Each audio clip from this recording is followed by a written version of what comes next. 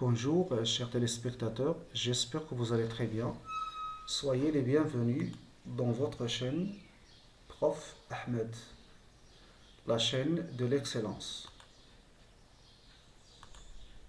Aujourd'hui, je vais parler du dernier jour d'un condamné. Précisément, il s'agit d'un schéma qui résume les principaux événements cités dans le dernier jour d'un condamné. D'abord, voici quelques traductions. Crime de sang. Bien sûr, ces mots-là, je vais l'utiliser surtout oralement. Oralement.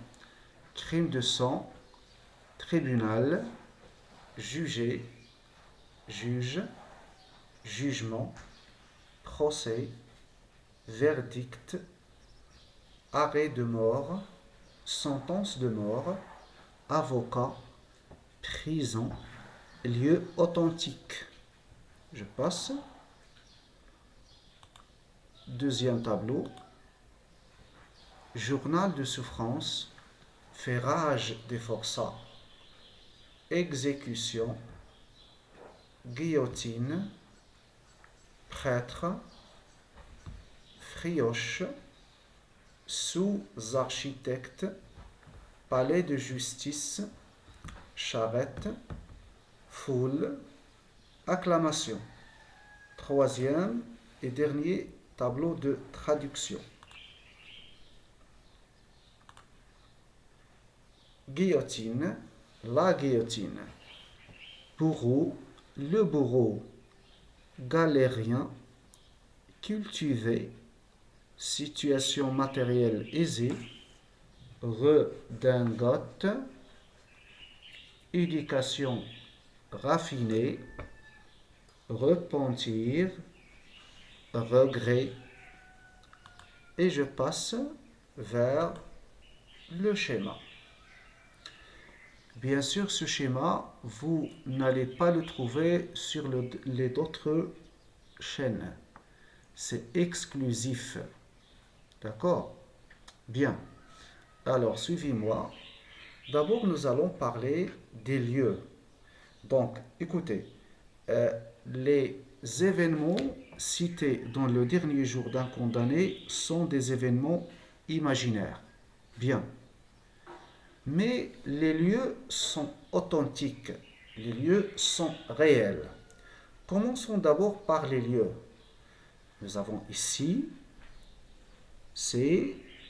il s'agit du palais de justice. Le palais de justice. Le palais de justice se compose de le tribunal et la conciergerie. Très bien. Un deuxième lieu, c'est Bicêtre. C'est une prison.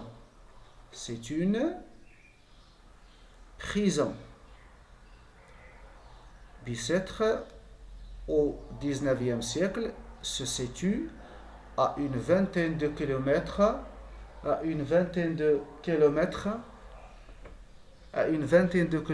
du centre de Paris. Ceci, c'est au XIXe siècle. D'accord? Maintenant, non. Il est au centre de Paris. Bien. Alors, c'est le deuxième lieu. Ici, nous avons hôtel de ville.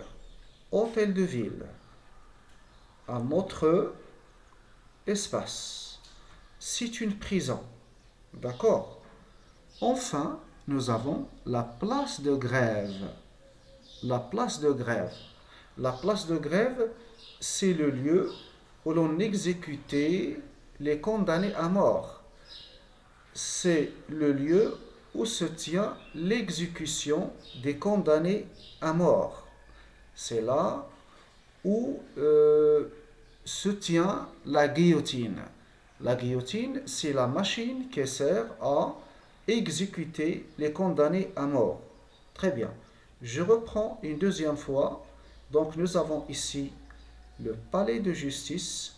Il se compose de le tribunal et la conciergerie. La conciergerie, c'est une petite prison.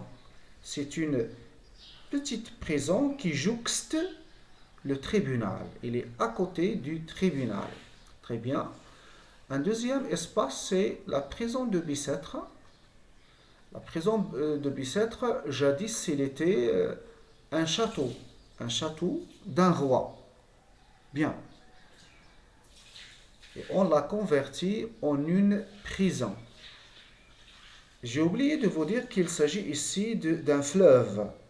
C'est la Seine. C'est un fleuve qui traverse Paris.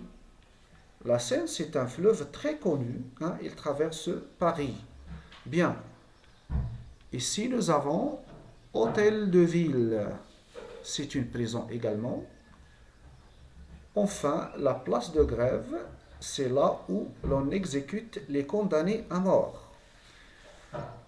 Voilà. J'ai oublié également de mentionner qu'il s'agit là de la rive droite de la Seine. Ici, c'est la rive gauche de la Seine. Très bien. Bicêtre, je viens de le dire, la prison de Bicêtre, la ville de Bicêtre, se tient au XIXe siècle à une vingtaine de kilomètres loin du centre de Paris. Très bien. Alors, très bien. Maintenant, je vais raconter l'histoire du dernier jour d'un condamné. Le condamné à mort a utilisé le je. D'accord? Moi, je vais utiliser le il. D'accord? Bien. Alors, regardez ici, fixez vos regards sur le numéro 1. Le numéro 1. J'ai mentionné le numéro 1 entre le tribunal et la conciergerie. Donc l'espace pour nous, écoutez, donc moi je vais raconter les événements d'une manière chronologique. De T0 jusqu'à Tn. Pour nous, Tn, on peut dire Tn, c'est, on peut dire par exemple T5, parce que T5, c'est le moment de l'exécution. N'est-ce pas? Bien. Alors, un jeune, c'est un jeune. Donc, le condamné à mort, on ne sait pas son nom, ni son prénom. On ne sait pas exactement son âge. Ce que l'on sait, c'est qu'il s'agit d'un jeune. C'est un jeune homme sain, d'esprit et de santé. Très bien. Il est cultivé. C'est quelqu'un qui a reçu une éducation raffinée. C'est quelqu'un qui appartient à une famille, je dirais bourgeoise. Le signe, l'illustration, c'est ce qu'il illustre, c'est la redingote qu'il porte et le latin qu'il parle. Très bien. Donc ce jeune homme a tué quelqu'un. Il a commis quel crime? Il a commis un crime de sang. On ne sait pas qui il a tué, ni comment il a commis son crime. Ce que l'on sait, qu'il a tué quelqu'un, qu'il a commis un crime de sang. Très bien. C'était l'été, c'était le mois d'août. On le ramène au tribunal. Entre le tribunal et la conciergerie, qui est une petite prison, il a passé 3 jours. C'est la durée du procès. C'est la durée du procès. Très bien. Donc, le condamné à mort, avant d'être condamné, bien sûr, il était un coupable. Pardon, il était accusé. Et lorsqu'on a lu sa sentence de mort, il est devenu coupable. Ça veut dire que c'est lui qui a commis le meurtre. N'est-ce pas? Alors, il a passé le jeune homme, le condamné à mort, a passé 3 jours entre le tribunal et la conciergerie. Très bien. Donc, suivez cette flèche, s'il vous plaît. Après, on le transporte, d'accord? On le transporte dans une voiture noire, vers la prison de Bicêtre. Donc, dans la prison de Bicêtre, il va passer 6 semaines. 6 semaines. 5 semaines plus une semaine, ça veut dire 6, n'est-ce pas? Très bien. Alors, 5 semaines, il a passé 5 semaines à Bicêtre sans rien écrire. L'idée de l'écriture lui est venue au bout des 5 semaines, des 5 premières semaines. Ça veut dire, à partir du premier jour de la 6e semaine, il a commencé à écrire. C'est à partir de là, de ce moment, qu'il a commencé à rédiger quoi? Son journal de souffrance. Son journal de souffrance. La durée de l'écriture, c'est une semaine. Une semaine. Mais la durée des événements, c'est 6 semaines. 6 semaines.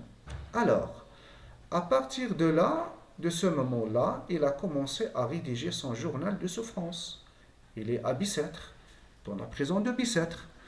Au bout de la 6e semaine, à la fin de la 6e semaine, c'est-à-dire à ce moment-là, il s'agit du jour J. Qu'est-ce que ça veut dire le jour J? Le jour J, ça veut dire c'est un jour avec J majuscule, un jour très important, un jour que l'on guette, que l'on attend. D'accord? Par exemple, si le mondial sera organisé cet été, le 6 août, je vais dire que le jour J est le 6 août 2021. C'est clair. Pour le condamné, pour nous, lecteurs, le jour J, c'est le jour de l'exécution. C'est le jour de l'application c'est le jour de l'application de la peine. Quelle peine? Bien sûr, c'est la condamnation à mort. Bien. Donc le jour J, en France, c'était toujours le jeudi. Le jeudi, on exécute les condamnés à mort. Et ce jour-là, il y avait beaucoup de monde. Il y avait de la foule. Parce que les gens passaient un temps agréable en assistant à l'événement de l'exécution. Avant l'exécution, bien sûr, il y a le transfert, là où la foule suivait le condamné. Alors, au bout de la 6e semaine, c'est le jeudi, le jour J. Donc, le J n'a aucune relation avec le mot jeudi. Attention. D'accord? C'est juste une coïncidence. Alors, voilà. Donc, c'est ici le jour J, on le transporte dans la voiture noire, une voiture noire et grillée qu'ils prennent pour une tombe. D'accord? Suivez-moi. Donc, ici, on le transporte. Suivez la flèche. Voilà. Ici. Donc, on le transporte vers la conciergerie. Donc, j'ai oublié de vous dire que le jour J, le réveil, c'était à 6 heures du matin. Le départ vers la conciergerie, c'était à 7h30 minutes. Donc, ici, le départ, c'est 7h30 minutes. Le condamné est accompagné d'un prêtre, de 6 gendarmes, du cocher, bien sûr, le conducteur, et de l'huissier. L'huissier, c'est le fonctionnaire de la justice qui assiste à l'exécution, n'est-ce pas? Donc voilà, il est transféré dans une voiture noire et grillée vers la conciergerie. Pourquoi exactement vers la conciergerie? Parce que c'est le lieu où se passe ce que l'on appelle la toilette des condamnés. Qu'est-ce que ça veut dire la toilette des condamnés? La toilette des condamnés, c'est une... voilà, quand je dis toilette, ça veut dire on va lui couper les cheveux, mais non seulement la coupure des cheveux, il y a d'autres actions.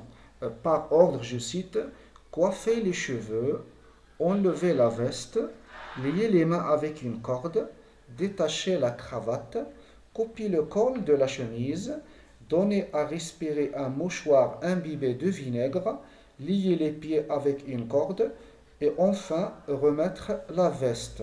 Très bien. Donc, l'escorte, l'escorte est arrivée à la conciergerie à quelle heure?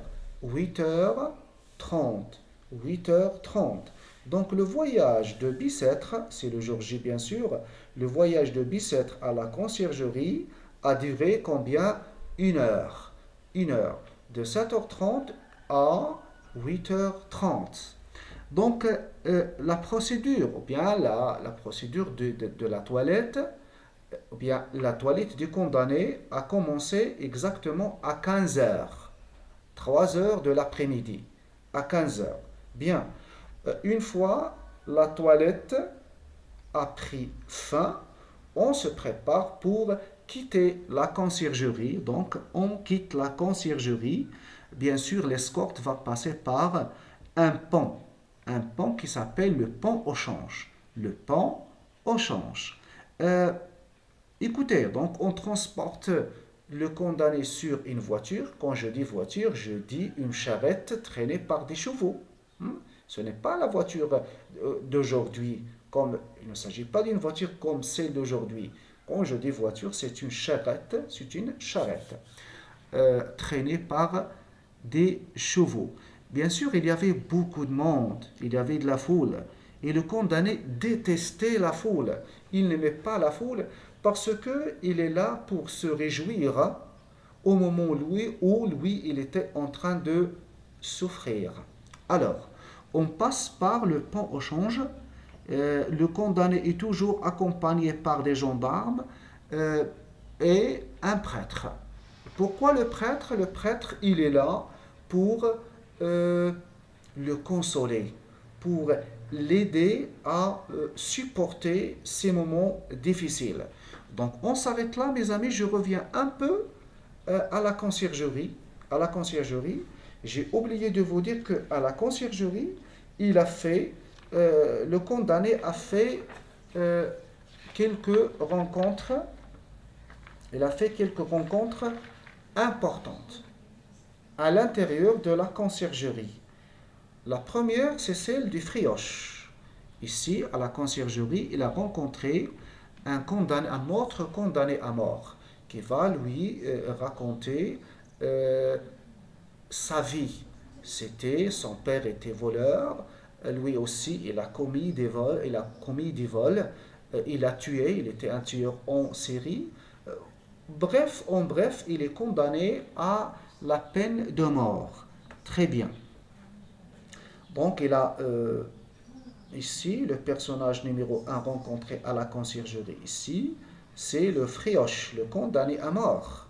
Celui qui va lui demander de lui donner son manteau pour le vendre et acheter du tabac, de quoi passer les 6 semaines avant l'exécution.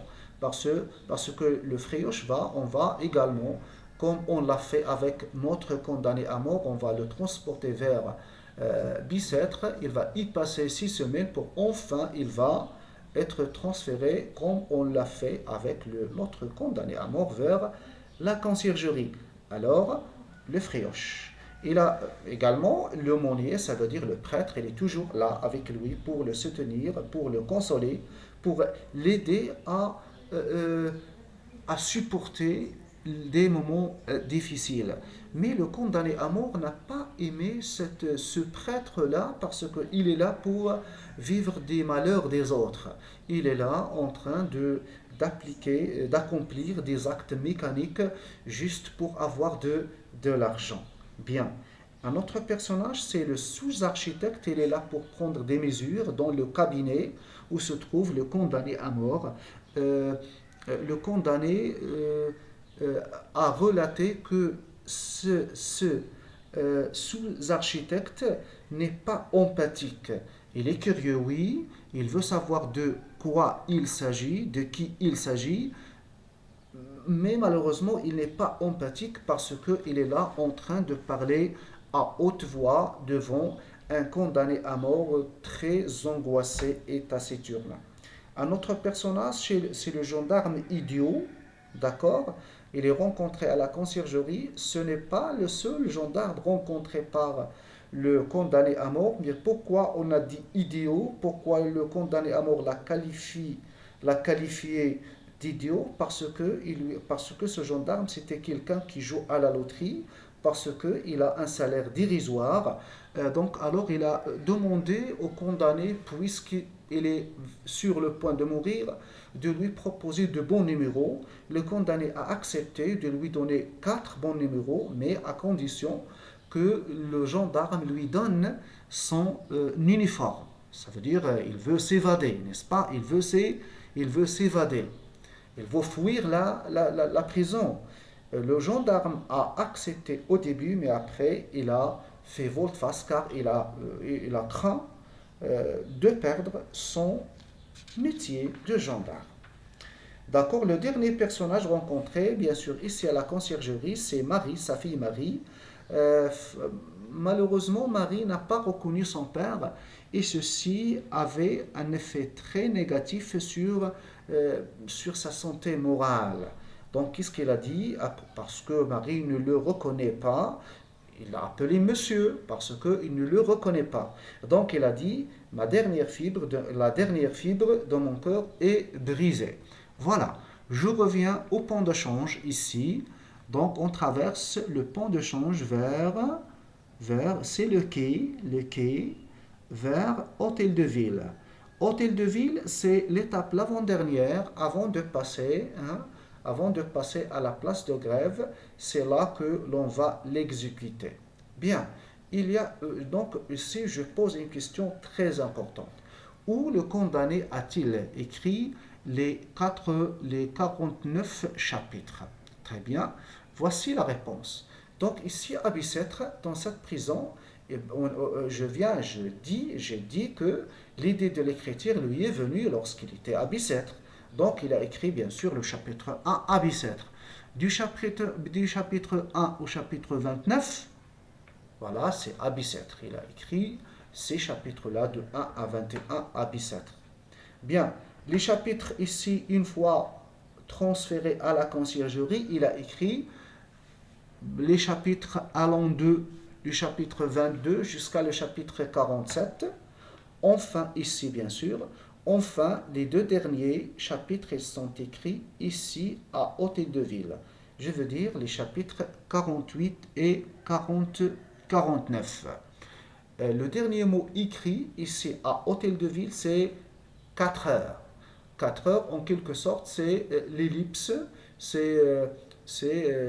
voilà, il passe sous-entendu son exécution, il va voilà, donc c'est la dernière étape, c'est la dernière destination.